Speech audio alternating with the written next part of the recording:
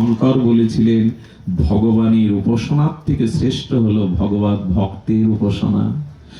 বৈষ্ণবীর উপাসনা, ভক্তের উপাসনা হলো ভগবানের উপাসনার থেকে। তস্মাৎ পরতরং দেবী তদীয়নাম সমার্চনাম। কালকের যজ্ঞে যারা সারা রাত জেগে নাম শুনবে, হয়তো বয়োবৃদ্ধ, অনেক দূর গ্রাম থেকে এখানে পাঠ শুনতে এসেছে, এই নাম শুনতে এসেছে, আপনারা যেন বাড়ি জামাই, মেয়ে, মেসোমাসি, আত্মীয় নিয়ে শুধু ব্যস্ত থাকবেন না। ওই বৃদ্ধ, ওই বৃদ্ধাকে ডেকে নিয়ে স্নান করিয়ে দুমুঠো প্রসাদের ব্যবস্থা করেন, যার যাওয়ার জায়গা নেই। এখানেই সারা রাত পড়েছিল। যজ্ঞ মানে ৩-৪ দিনের আনন্দ হই হুল্লোড় নয়। যজ্ঞ মানে শুধু আত্মীয় স্বজনকে এক করা নয়। যজ্ঞ মানে ভক্ত ভগবানের সেবা। এই সেবা বোধটা যেন থাকে।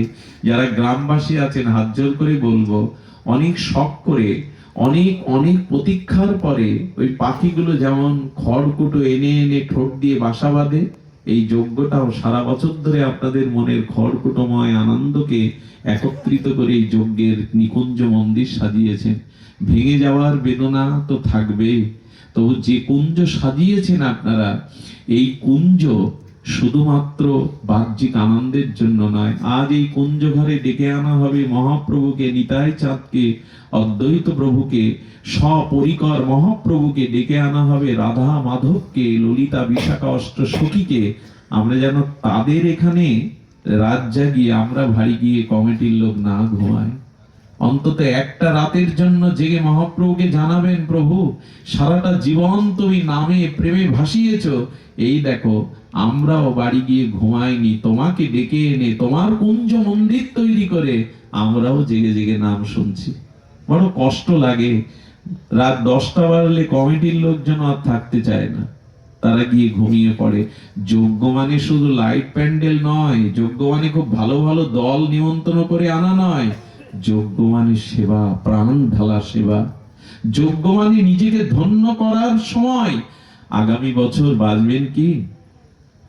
আমি আমাদের এই পরিবারের কাছে বেশ ঋণী। আমাদের উষামার ব্যাকুলতা আমি দেখেছিলাম। মা বারবার বলছিলেন, কি পরিস্থিতি হয় জানি না, কিন্তু যজ্ঞটা যেন গোবিন্দ আমাদের দিয়ে, গ্রামবাসীকে দিয়ে, সকলের অনুগ্রহে করিয়ে নেন। আপনাদের অনুরোধ, আমি সবাইকে হয়তো এইভাবে চিনি না, কিন্তু গ্রামবাসীর কাছে অনুরোধ। আগেকার দিনে কি করতো জানেন? 1 মাইল দূরে রাস্তা ঝাড়ু দেওয়া থাকতো। আমি প্রশ্ন করতাম, যজ্ঞ হচ্ছে ওখানে তোমরা রাস্তা ঝাড় দিচ্ছ কেন? এই পথ দিয়েই তো ভক্তরা হেঁটে যাবে, যদি কোনো কাটা ফোটে, কাকর ফোটে, চিন্তা করতে পারেন। এই হলো যজ্ঞের মানসিকতা। অনেকেই রাস্তার ধারে জল নিয়ে বসে থাকতো, যেতে যেতে যদি পিপাসার জল, নাম শ্রবণ করতে যাচ্ছে, তাকে একটু তৃষ্ণার জল দিতে পারি। আজকে সেবাটাই চলে গেছে। আজ বাহ্যিক আয়োজনটা হয়, কিন্তু সেবা ভাবনাটা কই আমাদের?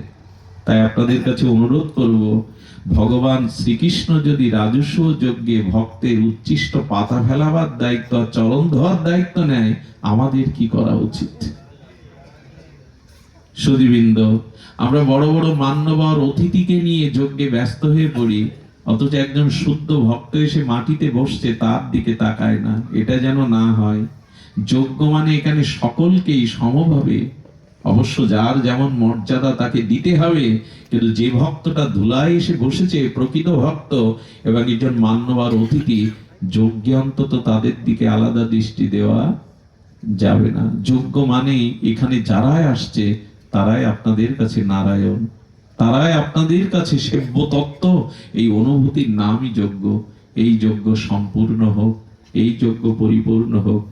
আমাদের 1 মা আসতে পারেননি, একজনের অসুস্থতা খুলনায়, আপনারা তার জন্য একটু প্রার্থনা করবেন, তিনি যেন সুস্থ হন। আপনাদের সবার মঙ্গল কামনা করে, সবার কল্যাণ কামনা করে, আপনাদের এই যজ্ঞের সফলতা কামনা করে মহাপ্রভুর চরণে আমরা আমাদের এই সমস্ত ভাগবত আয়োজনকে সমর্পিত করলাম। মহাপ্রভুর কৃপা হলে আবারও কোনোদিন আপনাদের সাথে এমনি করে হরিকথার মিলনের অভিলাষ রইল। আজকের মতো হরিকথার এখানে বিশ্রাম। শ্রী গুরু প্রেমানন্দ হরি জয় জয় সাধু। ওম সহন ভুনত্তু সহন ভুনত্তু।